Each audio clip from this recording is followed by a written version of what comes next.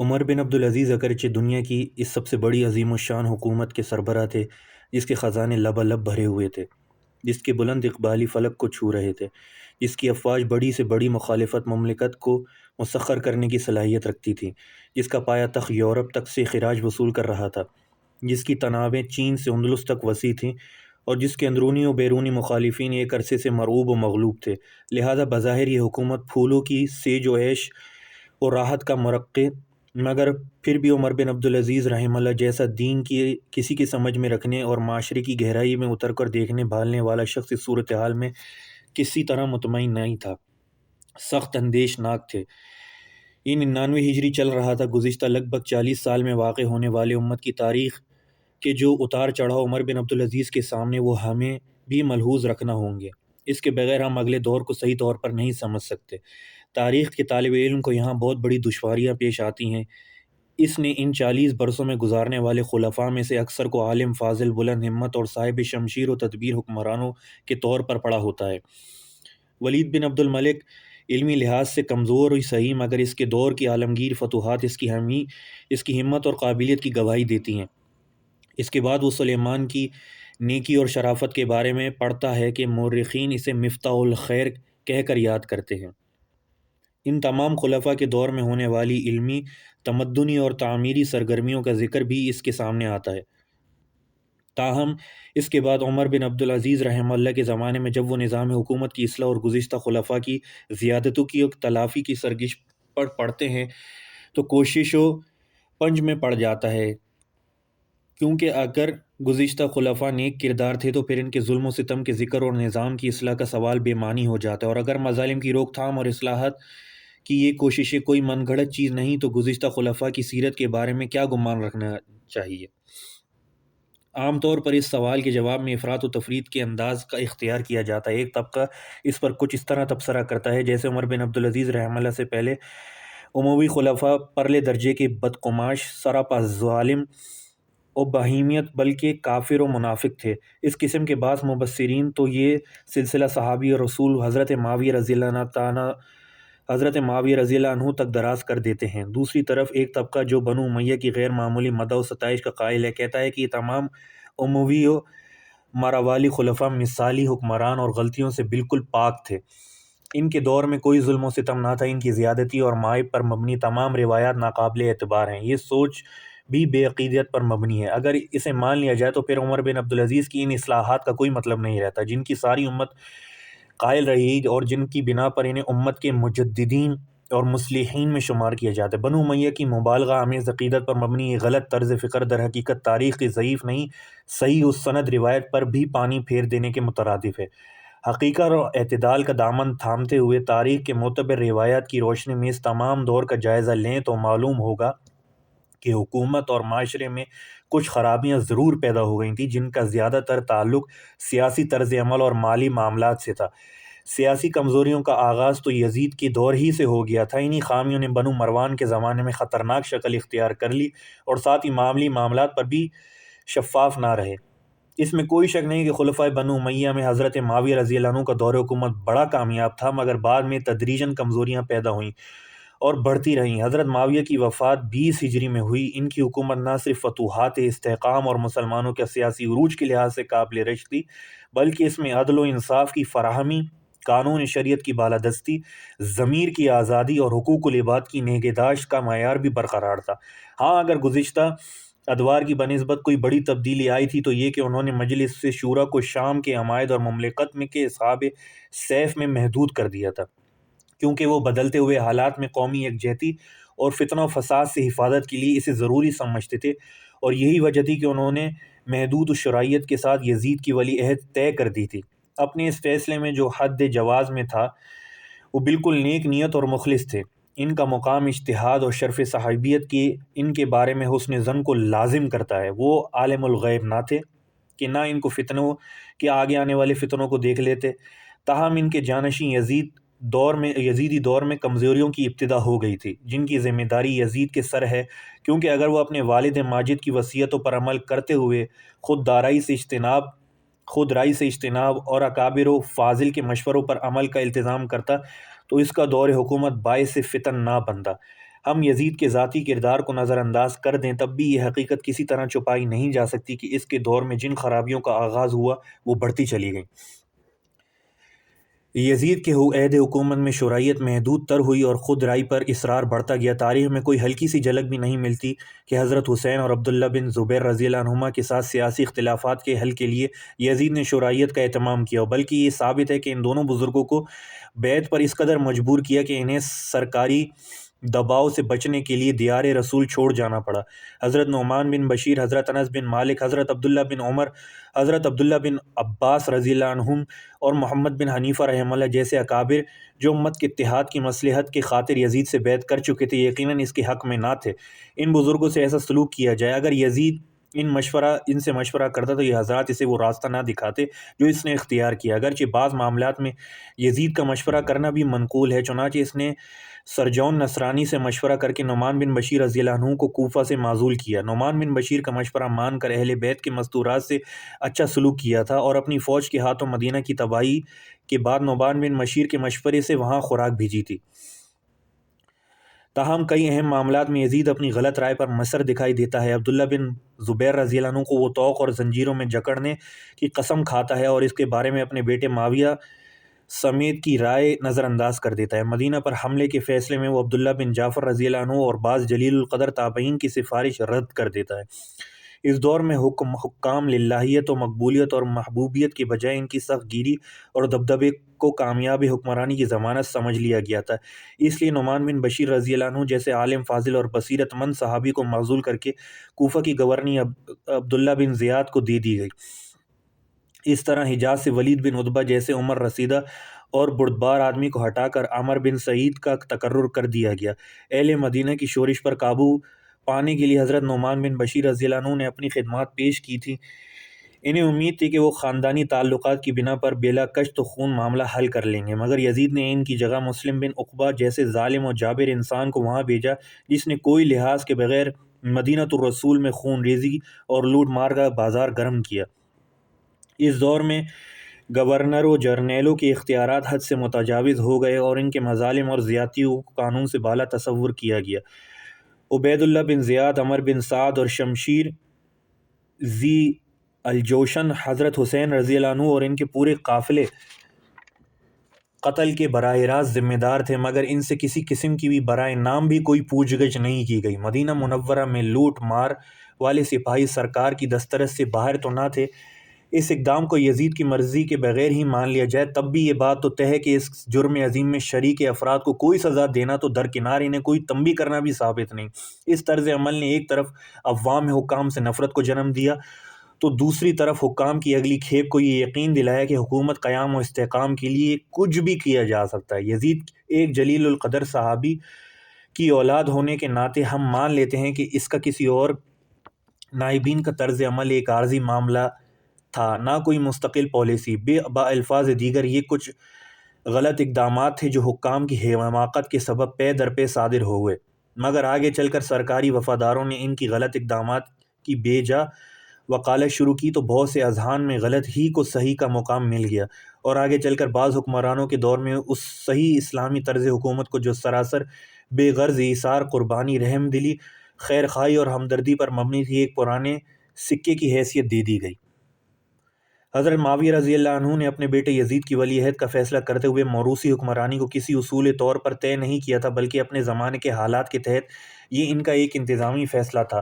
تاہم آگے چل کر جب یزید نے اپنے بیٹے معاویہ کو جانشین بنا دیا تو یہ حقیقت کسی سے مخفی نہ رہی کہ اب مسلمانوں کی سیاست میں موروثیت کا عنصر پختہ تر ہوتا جا رہا ہے۔ یہ مسلمانوں کی خوش نصیبی تھی کہ یزید کے بیٹے معاویہ نے باپ کے فیصلے عواقب کو بھانپ لیا اور مسلمانوں کے سیاسی معاملات کو شورا کے حوالے کر کے سابقہ غلطی کی تلافی کی کوشش کی، جس کے باعث حضرت عبداللہ بن زبیر رضی اللہ عنہ کو پورے عالم اسلام میں کسی جبر و اکراہ کے بغیر خواص و شرعیت اور عوامی رضا کے تحت خلافت کا ادارہ مثالی انداز میں چلانے کا موقع ملا۔ مگر عبید اللہ بن زیاد کی سازش، مروان بن الحکم کے ناجائز دعوے خلافت اور بعض حکمرائے بنو امیہ کے تعصب کے سبب اتحاد و اتفاق کی فضا کی جگہ بہت جلد فتنہ و فساد کی آندیاں چلنے لگیں، جن کے تھپیڑے میں عبداللہ بن زبیر رضی اللہ عنہ عمر بھر برداشت کرتے رہے۔ بربروز شمشیر حکومت کرنے کی ذہنیت عبد الملک بن مروان کے دور میں نقطۂ عروج پر پہنچ گئیں، جس کے کھلے مظاہرے حجاج بن یوسف کے 20 سالہ گورنری کے دوران دکھائی دیتے رہے۔ مسلمانوں کے جائز اور محبوب خلیفہ عبداللہ بن زبیر رضی اللہ عنہ اس صفحہ کی نظر ہوئے اور ان کی لاش کے ساتھ وہی سلوک ہوا جو حضرت حسین رضی اللہ عنہ سے برتا گیا۔ اس کے ساتھ ہی عبد الملک نے یکے بعد دیگر اپنی اولاد کو جانشین نامزد کر کے موروثیت کو ایک اصول موضوع کی حیثیت دے دی۔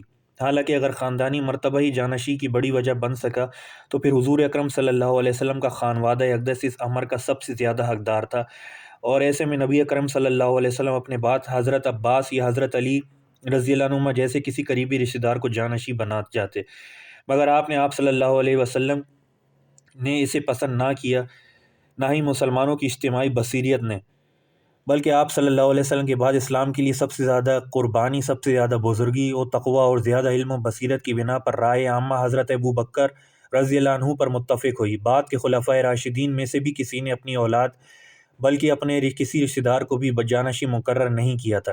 پس بنو امیہ کے دور میں رواج پانے والے موروثی طرز عمل خلافت راشدہ سے کوئی میل نہیں رکھتا۔ عبد الملک کے دور میں معاملات کی بھاگ دوڑ پوری طرح ایک گھرانے کے ہاتھ میں آ چلی تھی، اور حکمران اللہ اور اپنے بندوں کے سامنے جواب دہی کا وہ تصور جو خلافت راشدہ کا ترہ امتیاز تھا فراموش کر دیا گیا تھا۔ اس لیے خلافت پر شخصی حکمرانی کی چھاپ گہری ہوتی چلی گئی اور اس میں بادشاہت اور ملوکیت کی عجمی خد و خال واضح ہوتے چلے گئے۔ ہمیں ذاتی زندگی کے حوالے سے عبد الملک اور اس کے بیٹے ولید اور سلیمان کی دینداری میں کوئی شک و شبہ نہیں۔ یہ سب نماز روزے کے پابند، اسلامی وضاقتہ کے حامل، رقص و سرور اور شراب و کباب سے مجتنب اور قومی غیرت و حمیت سے آراستہ تھے۔ ہم اعلیٰغانی جیسے قصص و حکایات کی کتب میں جمع شدہ بہت سی ضعیف و بے سند روایات کو قابل اعتماد نہیں سمجھتے، جنہیں پڑھ کر ان خلفاء کی زندگی کا بہت ہی بدنما تصور سامنے آتا ہے۔ تاہم یہ بات ہے کہ بنو مروان کی حکومت میں انتظامی انداز و اطوار و سیاسی تصورات اس نہج پر نہ رہے جو دور صحابہ میں تھے۔ حکمران خاندان میں چاہے شراب نوشی اور دیگر معاصی کا کھلے بند و دور دورہ نہ ہو، مگر شہزادوں اور امراء کا جائز تنعم اور تفریحات میں غیر معمولی انہماک ایک حقیقت تھا۔ چنانچہ سلیمان بن عبد الملک کے دسترخوان کی تفاصیل جو مورخین بیان کرتے ہیں وہ حیران کن ہیں۔ اس طرح ان خلفاء اور شہزادوں کے ملبوسات، باندیاں، جوتوں اور سواریوں کے قصے بھی اجمی بادشاہوں کی یادیں تازہ کرتی ہیں۔ اس کے ساتھ ساتھ ایک بہت بڑی برائی عمل حکومت میں سیاسی تعصب کی پیدا ہو گئی تھی، جس کی وجہ سے ایک طرف یزید مروان بن عبد الملک کے فضائل و مناقب پر زور دیا جا رہا تھا، اور دوسری طرف حضرت علی رضی اللہ عنہ اور حضرت حسین رضی اللہ عنہ کو بنو امیہ کا حریف قرار دے کر ان پر بیجا طعن و تشنیع کی جاتی تھی۔ لوگ اہل بیت اور سادات اکرام کی طرف مائل نہ ہو۔ عموی حکام سب و شتم کی اپنی ناپاک حرکت کے بارے میں خود ہی اعتراف کرتے تھے کہ ایسا اس لیے کیا جاتا تھا تاکہ لوگ سادات کی جگہ ہمیں حکمرانی کا اہل سمجھیں۔ ایک بار مروان بن الحکم نے امام زین العابدین رحمہ اللہ سے کہا، ہمیں بچانے والے آپ کے آقا حضرت علی سے بڑھ کر کوئی نہ تھا۔ یہ سن کر امام زین العابدین رحمہ اللہ نے پوچھا، پھر تم کیوں انہیں ممبروں پر ہدف و طعن بناتے تھے؟ مروان نے کہا، ہماری حکومت اس کے بغیر نہیں چل سکتی۔ یزید نے محمد بن حنیفہ کے سامنے حضرت حسین رضی اللہ عنہ کے قتل پر جہاں اپنے رنج و غم کا اظہار کیا، وہیں یہ کہا کہ ان پر ناجائز طعن بھی کیا۔ بے شک حسین نے مجھ پر ظلم کیا اور مجھ سے قطع رحمی کی۔ ساتھ ہی یہ بھی کہا، میرا خیال ہے کہ آپ کو معلوم ہو گیا ہوگا کہ ہم حسین کی عیب جوئی کرتے ہیں اور ان کی مذمت کرتے ہیں۔ اللہ کی قسم، ہم ایسا اس لیے نہیں کرتے کہ سادات اکرام محبوب اور معزز نہ رہے، بلکہ ہم تو لوگوں کو یہ بتا دینا چاہتے ہیں کہ ہم ہرگز یہ برداشت نہیں کرتے کہ کوئی اس اقتدار میں ہم سے تنازع کرے جس کے لیے اللہ نے ہمیں چن لیا ہے اور یہ منصب ہمارے لیے خاص کر دیا ہے۔ یہی نہیں بلکہ بعض گستاخ حکام برملا لعنت ملامت کرتے اور دوسروں کو اس کی ترغیب دیتے۔ چنانچہ مدینہ کے ایک مروانی گورنر حضرت سہیل بن سعد رضی اللہ عنہ جیسے بزرگ اور معمر صحابی سے فرمائش کی وہ حضرت علی رضی اللہ عنہ پر لعنت کرے۔ حضرت سہیل نے جواب میں حضرت علی رضی اللہ عنہ کے مناقب بیان کر کے اس کو گورنری کی توقع کو خاک میں ملا دیا۔ امویوں کو ہجرت مدینہ کا شرف حاصل نہ تھا، انہیں مکہ ہی سے زیادہ تعلق خاطر رہا کہ وہ ان کا آبائی وطن تھا۔ دوسری طرف وہ اہل مدینہ کو حضرت عثمان کے قتل میں ملوث سمجھتے تھے، اس لیے اہل مدینہ سے انہیں ویسی محبت نہ تھی جو ایک مسلمان کے دل میں ہونی چاہیے۔ اس تعصب کا سرعام مظاہرہ اس طرح ہوتا تھا کہ مروان بن الحکم خطبے میں مکہ کے فضائل تو نقل کرتا مگر مدینہ اور اہل مدینہ کے فضائل کو قصداً بیان نہ کرتا، حالانکہ وہ عالم آدمی تھا۔ حضرت رافع بن خدیج رضی اللہ عنہ نے ایک بار اس حرکت پر ٹوکا تو کہنے لگا، ہاں کچھ سنا تو ہے۔ اس دور میں سخت گیری، تشدد اور مالی بدعنوانی رواج پا چکی تھی۔ حکام کے لیے بیت المال سے وصول کیا جانے والا خرچ ضرورت کے درجے سے بڑھ کر عیش و تنم کی حد میں داخل ہو چکا تھا۔ نصیحت کرنے والوں کو بعض اوقات جھڑکیاں سننا پڑتی تھیں۔ نامور محدث ابو وائل رحمہ اللہ کچھ مدت تک عراق کے گورنر عبید اللہ بن زیاد کے خزانچی رہے تھے۔ ایک بار ان کے پاس سرکاری کارندہ رقہ لے کر آیا، باورچی خانے کے لیے 800 درہم دے دیے گئے۔ ابو وائل رحمہ اللہ عبید اللہ بن زیاد کے پاس گئے اور اسے سمجھایا کھانے پینے پر اس قدر فضول خرچی نہیں ہونی چاہیے۔ عبید اللہ بن زیاد نے بگڑ کر انہیں اسی وقت ملازمت سے فارغ کر دیا اور کہا چابیاں رکھ دو اور چلے جاؤ۔ حکام سیاسی اہداف کو مذہبی فرائض پر ترجیح دے کر بدعات ایجاد کرنے لگے تھے۔ مروان کا بیٹا بشر جو مصعب بن زبیر کے قتل میں بعد عراق کا حاکم بنا تھا، ایک خوش اخلاق اور سخی انسان تھا، مگر سامعین کی متوجہ رکھنے کے لیے وہ جمعہ و عیدین کے خطبے میں ہاتھوں کو خوب حرکت دیتا تھا۔ آخر ایک دن عمارہ بن رویبہ رضی اللہ عنہ کو کہنا پڑا، اللہ ان ہاتھوں کو برا کرے، میں نے رسول اللہ صلی اللہ علیہ وسلم کو فقط انگشت شہادت سے اشارہ کرتے ہوئے دیکھا تھا۔ بنو مروان کے بعض عمرا جمعے کے اجتماعات میں لمبی تقاریر کر کے نمازوں کو اس قدر مؤخر کر دیتے کہ قضا ہونے کا خطرہ پیدا ہو جاتا۔ اگرچہ ایسا ہر جگہ نہیں ہوتا تھا، بلکہ مدینہ منورہ سمیت اکثر و بیشتر شہروں اور دیہاتوں میں نمازیں وقت پر ہی ادا کی جاتی تھی، مگر حکومت کے اہم مراکز مثلاً دمشق، کوفہ اور بصرہ میں یہی صورتحال تھی۔ یہ تاخیر سیاسی مصلحت کی خاطر کی جاتی تھی تاکہ خطبے میں زیادہ سے زیادہ لوگوں کی شرکت ہو سکے اور انہیں حکومتی کارگزاری اور خلفاء کی مدح و ستائش دیر تک سننی پڑے۔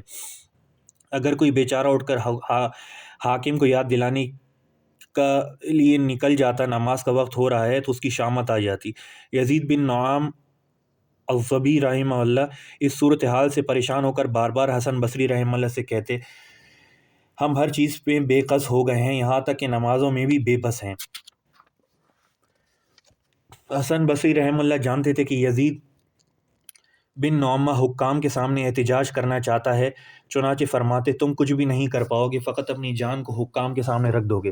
ایک بار حجاج کے نائب حاکم بصرہ بن ایوب رحمہ اللہ نے جمعے کو خطبے اس قدر طویل کیا کہ غروب آفتاب کا وقت ہو گیا۔ اس دن یزید بن نعام نے بالکل برداشت نہ ہو سکا اور انہیں آواز لگا دی، نماز نماز۔ اس پر سپاہیوں نے پہلے انہیں ڈرایا دھمکایا اور داڑھی اور گریبان سے پکڑ کر پیٹ پر تلوار کے دستوں سے ضربیں لگائیں، پھر وہ انہیں گھسیٹ کر ممبر کے پاس لے گئے جہاں حکم بن ابو ایوب خطبہ روک چکا تھا۔ یزید بن نعامہ رحمہ اللہ اس کے سامنے لائے گئے تو اس نے کہا، تو دیوانہ تو نہیں ہے کہ ہم نماز میں مشغول نہیں ہیں؟ یزید بن نعامہ نے فرمایا، اللہ امیر کا بھلا کرے، کیا قرآن مجید سے افضل کلام بھی کوئی ہے؟ یزید بن نعامہ نے کہا، حکم بن ایوب نے کہا، نہیں۔ یزید بن نعامہ نے کہا، اللہ امیر کا بھلا کرے، اگر کوئی شخص قرآن مجید کھول کر صبح سے رات تک تلاوت کرتا رہے تو کیا یہ عمل نمازوں کے بدلے پہ کافی ہو جائے گا؟ حکم بن ایوب نے لاجواب ہو کر کہا، میرا خیال ہے تو دیوانہ ہے۔ یہ کہہ کر سپاہیوں سے کہا، اسے گرفتار کر لو۔ اس دوران اکثر نمازی بالکل خاموش تھے، مگر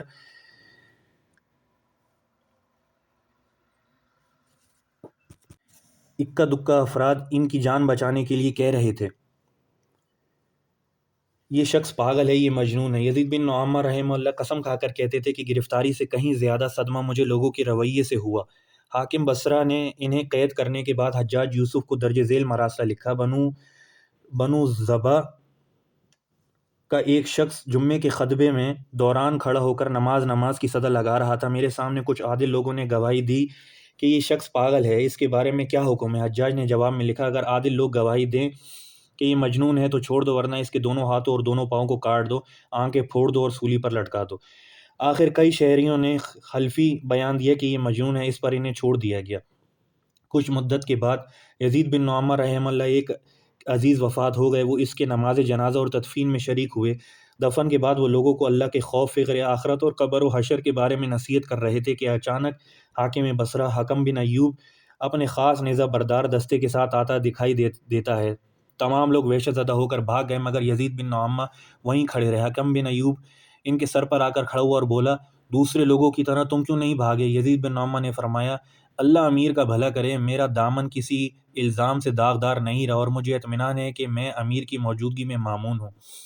حکم بن ایوب خاموش ہو گیا، مگر اس کے پولیس افسر عبد الملک بن محلب نے انہیں پہچان لیا اور یکدم بولا امیر صاحب آپ جانتے ہیں یہ کون ہے؟ حکم بن ایوب نے حیرت سے پوچھا کون ہے یہ؟ پولیس افسر نے کہا یہ وہی تو ہے جس نے جمعے کے خطبے میں دخل اندازی کی تھی۔ یہ سنتے ہی حاکم طیش میں آ گیا اور بولا اور وہ تم ہو جو بڑے دلیر ہو۔ پھر سپاہیوں سے کہا اسے پکڑ لو۔ انہیں سزا کے طور پر 400 کوڑے مارے گئے اور حجاج کی موت تک وہ اس کی خصوصی جیل میں قید رہے جسے دیماس کہا جاتا ہے۔ شخصی حکومت کے تصورات نے کہ حکام کی ذہنیت یہ بنا دی تھی کہ لوگوں پر سرکار کی طاعت فرض عین ہے اور جو ایسا نہ کرے اسے کڑی سے کڑی سزا دی جا سکتی۔ اس لیے حجاج بن یوسف کہا کرتا تھا اللہ کی قسم اگر میں لوگوں کو مسجد میں ایک دروازے سے نکلنے کا کہوں اور دوسرے دروازے سے نکلیں تو میرے لیے ان کا خون بھی حلال اور مال بھی۔